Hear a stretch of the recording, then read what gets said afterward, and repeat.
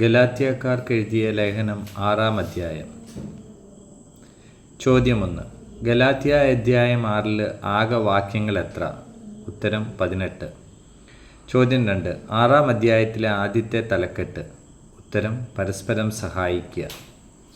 ചോദ്യം 3. ഒരുവൻ എന്തെങ്കിലും തെറ്റിലകപ്പെട്ടാൽ ആത്മീയരായ നിങ്ങൾ സൗമ്യതയോടെ അവനെ എന്തു ചെയ്യുവിനെന്നാണ് പറഞ്ഞിരിക്കുന്നത്? ഉത്തരം വീണ്ടെടുക്കുവിൻ. ചോദ്യം 4. നിങ്ങളും എന്ത് ചെയ്യാതിരിക്കാൻ ശ്രദ്ധിച്ചുകൊള്ളുവിൻ. ഉത്തരം പ്രലോഭിതരാകാതിരിക്കാൻ. ചോദ്യം 5. പരസ്പരം ഭാരങ്ങൾ വഹിച്ചുകൊണ്ട് എന്താണ് പൂർത്തിയാക്കേണ്ടത്?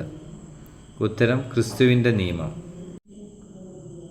ചോദ്യം 6. ഒരുവൻ താൻ ഒന്നുമല്ലാതിരിക്കെ എന്തോ ആണെന്ന് ഭാവിക്കുന്നുവെങ്കിൽ അവൻ എന്തു ചെയ്യുന്നു?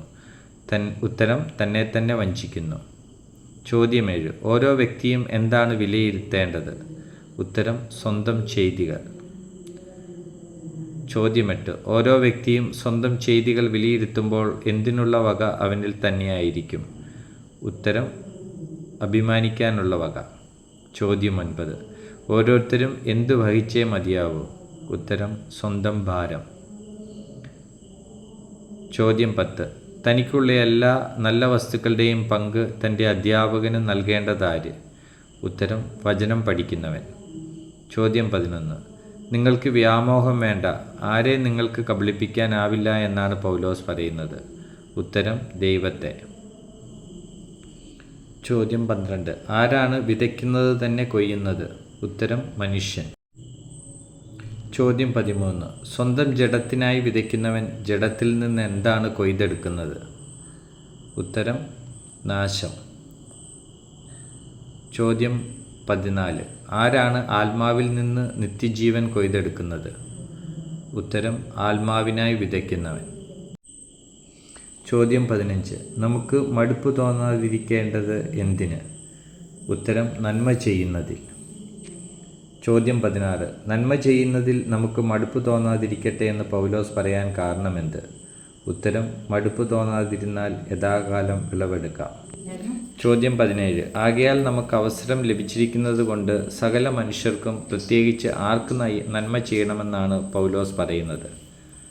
ഉത്തരം വിശ്വാസത്തിൽ ഒരേ കുടുംബത്തിലെ അംഗങ്ങളായവർക്ക്.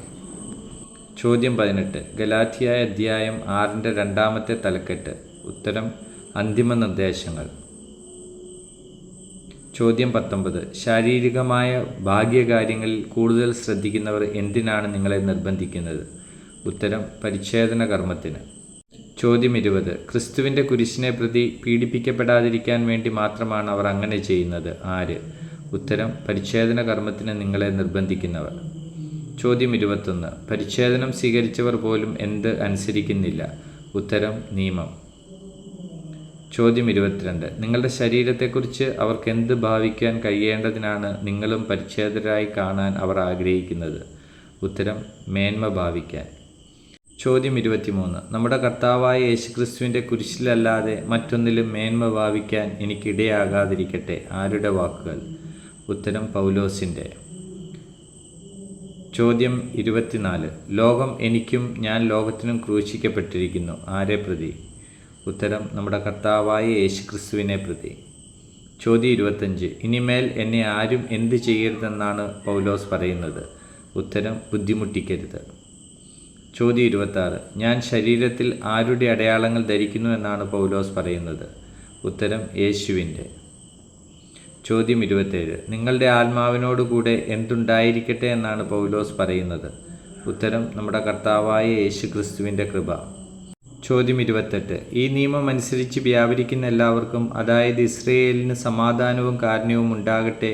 ഏത് നിയമം അനുസരിച്ച്? ഉത്തരം പരിച്ഛേദന കർമ്മം നടത്തുന്നതിലോ നടത്താതിരിക്കുന്നതിലോ കാര്യമില്ല, പുതിയ സൃഷ്ടിയാവുക എന്നതാണ് പരമപ്രധാനം. ചോദ്യം 29. ഗലാത്യ 6:18 സംബോധന എന്ത്? ഉത്തരം സഹോദരരെ. ചോദ്യം 30. നമ്മുടെ കർത്താവായ യേശുക്രിസ്തുവിൻ്റെ കൃപ ആരിൽ ഉണ്ടായിരിക്കട്ടെ എന്നാണ് പറയുന്നത്? ഉത്തരം നിങ്ങളുടെ ആത്മാവിനോടുകൂടെ. ഈശോ മിശിഹായ്ക്ക് സ്തുതിയായിരിക്കട്ടെ.